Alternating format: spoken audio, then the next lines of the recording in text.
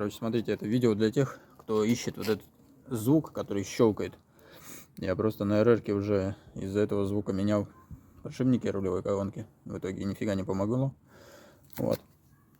Вот они. Не шатается, да? Все хорошо. Не должен он там шататься. При такой вот нагрузке, которую я делаю, шататься он не должен.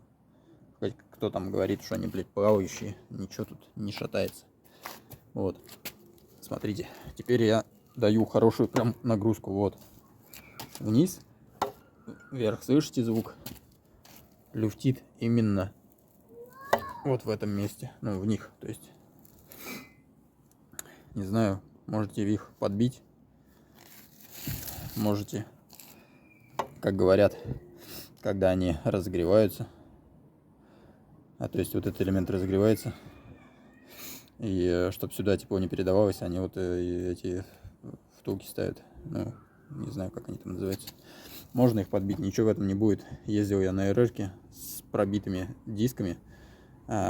Нифига там ничего не отвалится, не развалится. Ну, конечно, без энтузиазма это делать. Ну, не то, что там, блядь, забить прям, чтобы она лопнула. Нет, просто тихонечко проходитесь по кругу вдвоем, держите на станине, чтобы она идеально ровно прилегала. И сюда пробивайте. Ну, опять же, это как бы не проблема. Я вот так вот езжу.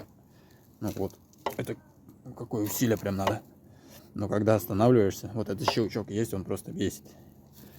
Не знаю, можно, конечно, пробить. Но тут уже, смотрите сами, просто дело-то не в этом, а в том, что не разбирайте вилку. Вот, вы просто сначала диски проверьте, вот, посильнее. И все сразу поймете. А то просто мы, блин, начинаем сразу там вилку разбирать, еще что-то регулировать там, что-то делать. Вот она проблема.